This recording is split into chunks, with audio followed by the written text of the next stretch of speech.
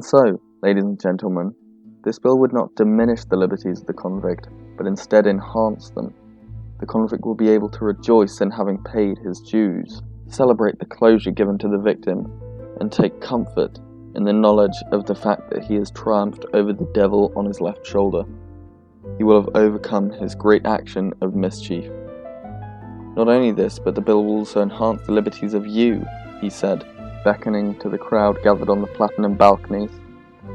You everyday folk, you hard-working people, you fathers, you mothers, you sisters, you brothers, who will have the liberty to be able to walk the streets unafraid, the liberty to leave your door unlocked while sleeping, the liberty to bring a child into a world free of the past horrors.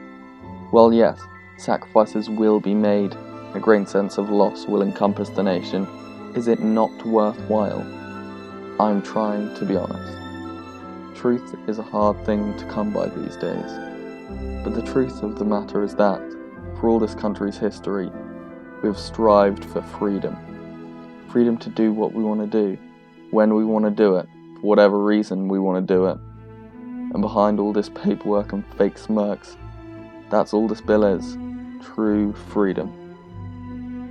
Later that night, after leaving the stage, getting in his car, taking a right, contemplating his life choices, continuing straight on, shouting obscenities at a grandma slow to leave after the light turned green, parking the car, and struggling up the stairs surrounding the broken lift, Walter finally collapsed onto his twin bed. The springs were rusty, the mattress lumpy, and Walter himself lusty. Yet, Walter didn't seem bothered by any of that. While the room smelt of burnt crumpets, those burnt crumpets were Walter's, just like the room.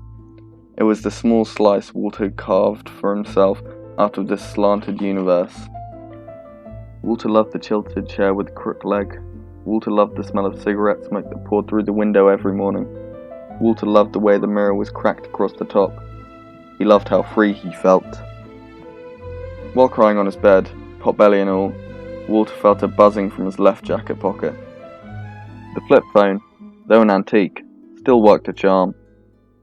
Walter answered it. "Evening, Walter. Fine performance you put in today, lad. The capital bill has been passed. No more of that being unafraid to walk the streets crap in this country." "Afraid," corrected Walter. Yes, whatever," came the reply.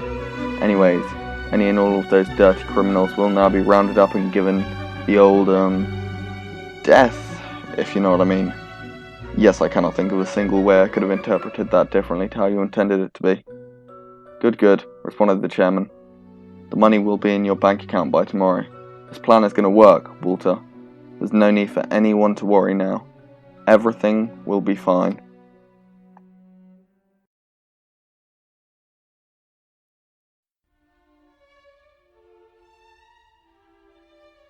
Everything was not fine.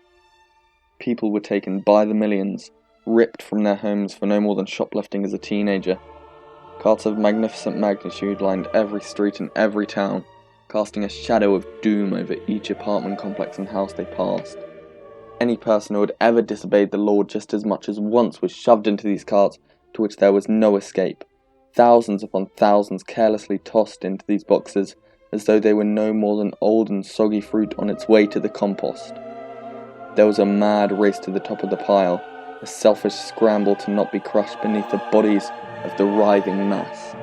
But it was all futile in the end, for another batch would soon enter the furnace of the damned, covering those who had reached the summit.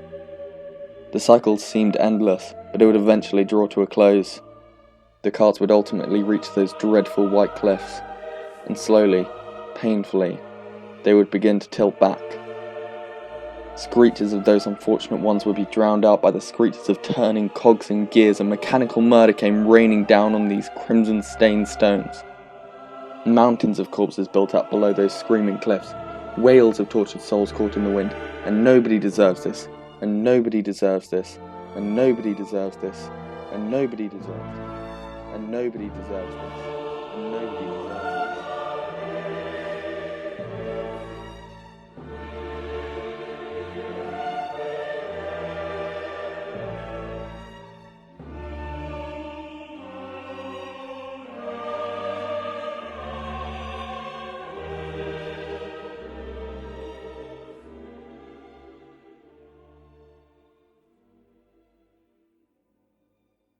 Walter exited the stage to a chorus of applause, as he usually did.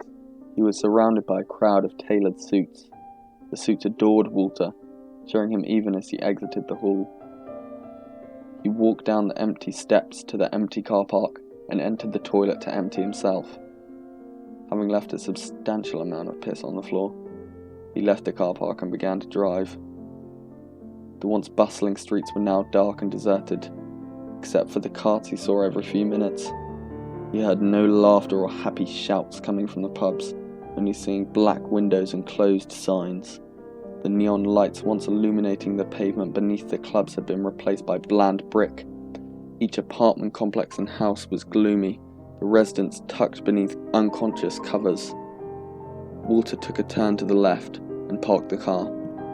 As he walked to the door of his building, he tripped and fell over. Looking back for what caused this, he saw a body on the floor. A pool of blood surrounded the head. The hair was matted, knots carelessly strewn in there. All that Walter could do was stare. The boy could be no more than 12 years old, a bit of acne just coming in.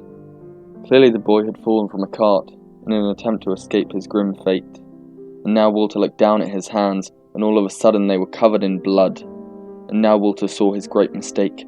He had sculpted fates to try to amend and bring an end to the crime that littered his streets, without care or thought about the fear of the survivors of his culling.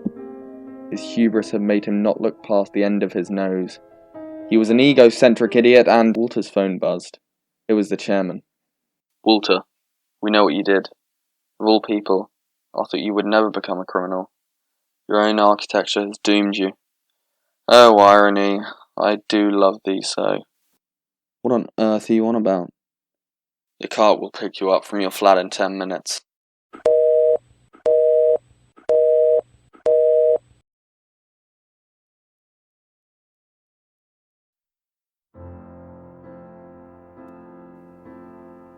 Walter entered his flat head low, shoulders slumped.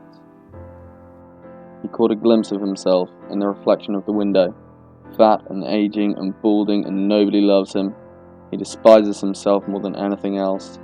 The boy he was had become a monster in a person's skin, all chubby cheeks and weekend late-night television to cold commanding eyes that sentenced millions to die. He entered the bedroom. Walter hated the tilted chair with the crook leg. Walter hated the smell of cigarette smoke that poured through the window every morning. Walter hated the way the mirror was cracked across the top. Walter felt trapped in the small universe slanted against him. But there was time yet.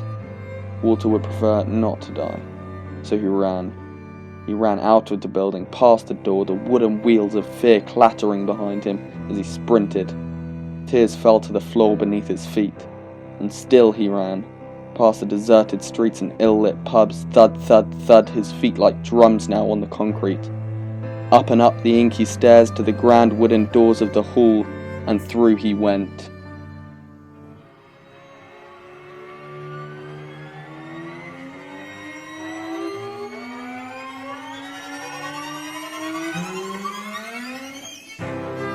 "You fucker. This was not what was supposed to happen. People would rejoice. The street's now alive. This was not honest. We sold a utopia to everyone. A harsh lie to get them to do what we wanted. But the people aren't celebrating now. They're terrified. We're scared. Scared out of our minds of what will happen if we don't do what you tell us to." I apologize. But tell me, just what is it that you want to do? Well, we want to be free. We want to be free to do what we want to do. And we want to get loaded. And we want to have a good time. And that's what we're going to do. We're going to have a good time. We're going to have a party.